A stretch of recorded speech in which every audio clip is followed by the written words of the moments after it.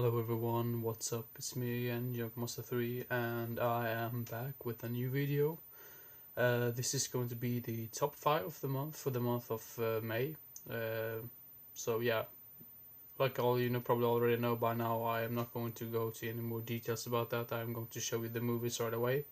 At number 5 we have Phantasm 4 Oblivion. Now this is, in my opinion, from the movies I've seen so far in the series, this might be the weakest in the series so far. But by saying that, that doesn't really matter because I still really enjoy this film, and I'm really looking forward to see Ravager as well. That's the only Phantasm film which I haven't seen yet. So yeah, Phantasm 4 Oblivion at number 5. Let's see here, I'm gonna put it right over here. And then we have a thriller, Sleeping with the Enemy, directed by Joseph Ruben. Of course, he also did movies such as The Stepfather and The Good Son.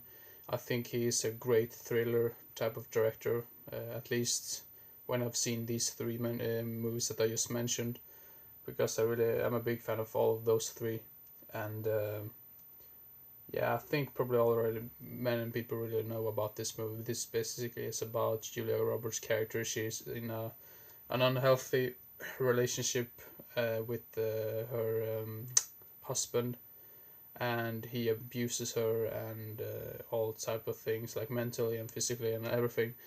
And she fakes her own death and tries to start over with a new life, but her husband doesn't want it to end there, so he basically stalks her and tries to find her again. So yeah, Sleeping with the Enemy, really great thriller movie in my opinion. At number 4.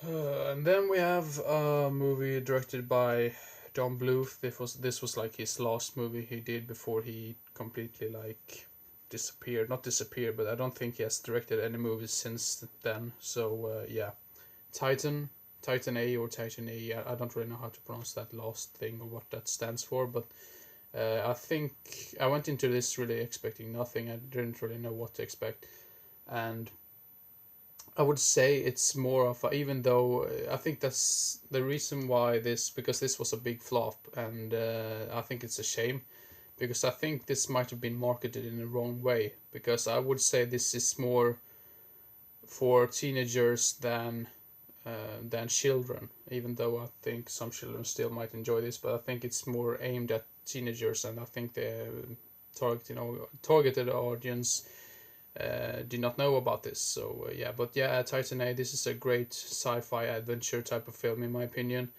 and yeah, I don't really know what else to say about it, but I think it's a great underrated movie, and yeah, Titan A at number 3.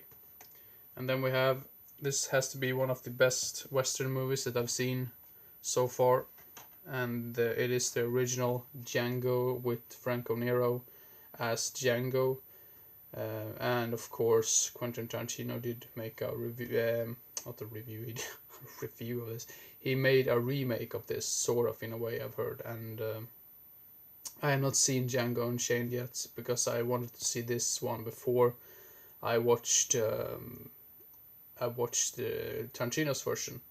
I think this is a great and awesome movie. If you're really into westerns and haven't seen Django, check it out right away. I think you probably already have seen this if you're a big western fan. So yeah, but yeah, Django, an amazing, awesome movie in my opinion, and I think more people should see it and praise it for what it is. So yeah, Django might be a little cheesy at some parts, but I mean, it's a movie from 1966, so you can't really complain that much about it. And at number 1 is a movie which is a sequel to a movie which made it to my number 1 spot on my, was it in top 5 of April or March, I'm not really sure, but this is Rurouni Kenshin 2 Kyoto Inferno. I'm not really sure if I would say this is better or worse than the first one. I think I prefer the first one a little bit more, but still, this is an amazing, awesome movie, and I'm really looking forward to see the third one. I think the ending to this was a little bit confusing. I didn't really understand that, and it felt a little bit rushed towards the end, and that's probably the reason why I prefer the first one. But this is still a great movie, in my opinion. And if you're into your Japanese samurai type of films, check this one out. This is amazing. And of course, check out the first one before you see this one. So yeah, Rurouni Kenshin 2, Kyoto Inferno. I think that might have some other like English title in some other countries, but I don't really come up with that right now. So or remember that. So yeah, thank you very much for watching, and I hope you enjoyed and didn't get bored. And hope to see you again as soon as possible. So see you next time. Bye bye.